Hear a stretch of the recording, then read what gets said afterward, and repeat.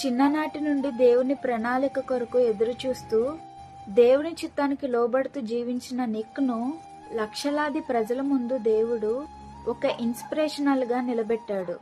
ఎంతో మందికి ఆయన ఇప్పుడు మోటివేషనల్ స్పీకర్.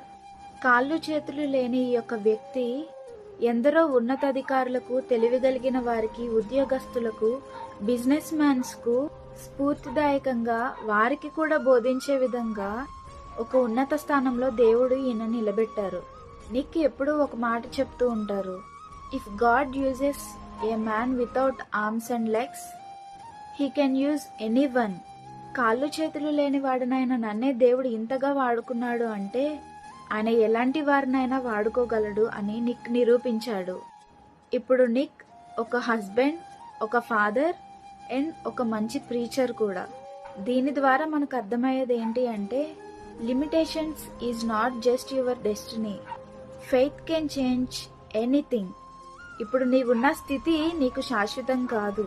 దేవుని మీద విశ్వాసం ఉంచు, నీ స్థితి అంతా దేవుడు మార్చగలడు.